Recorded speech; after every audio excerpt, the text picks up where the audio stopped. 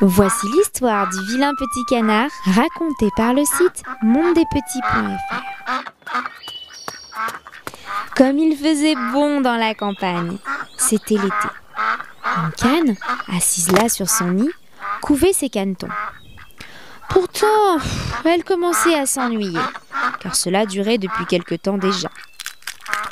Enfin, les œufs craquèrent les uns après les autres.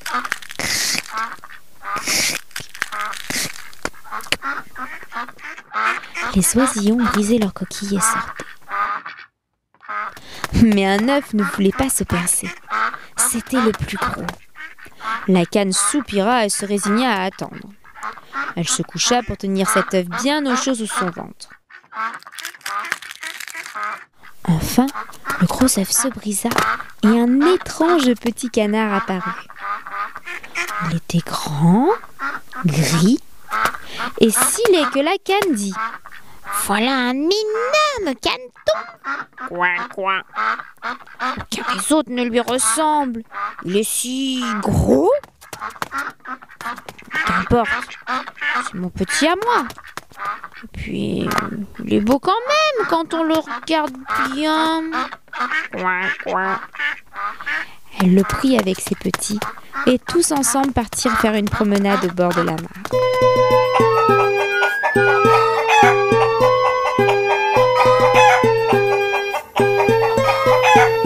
Le lendemain, il faisait un temps splendide. La canne décida de présenter ses petits aux animaux de la basse-cour.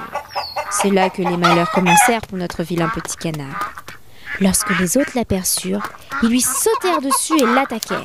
« Ah, celui-là, nous n'en voulons pas !» Et aussitôt, une canne lui mordit le cou.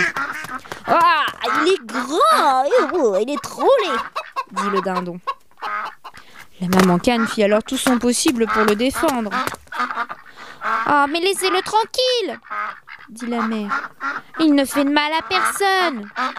Il n'est pas beau, mais il a bon caractère et il nage bien. Il est resté trop longtemps dans son œuf, voilà pourquoi il est si gros. » Hélas, le petit canard fut mordu, bousculé et pourchassé toute la journée par les cannes, les poules et les dindons. Même ses frères se moquèrent de lui et le rejetèrent. Le petit canard se sentit alors obligé de quitter la ferme.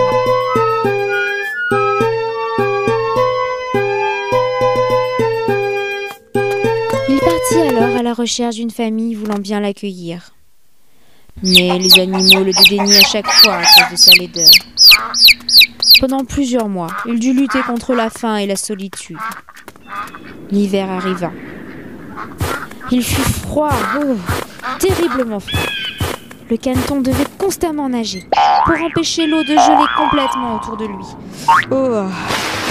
Mais à la fin, épuisé, il ne bougea plus et il resta pris dans la glace. Un matin, un paysan qui passait le vit. Il brisa la glace et porta le caneton jusqu'à la maison, où la femme le ranima.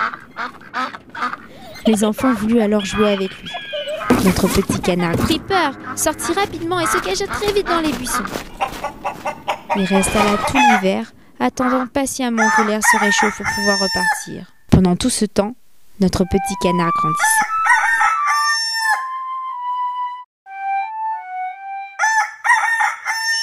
Puis un jour, le soleil se leva enfin et se mit à briller.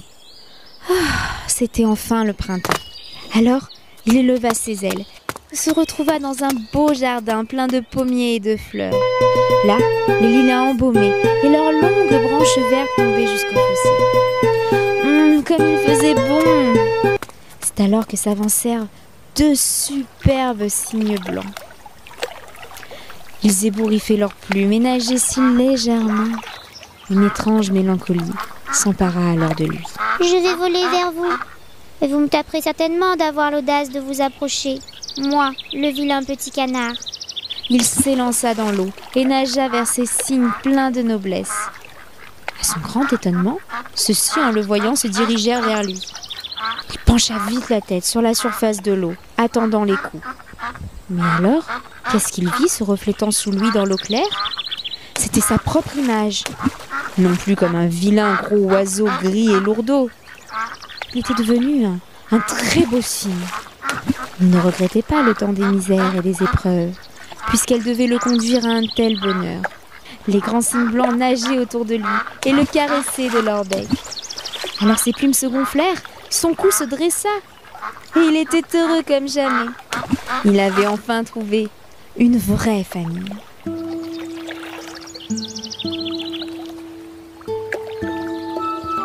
Tu as aimé cette histoire ?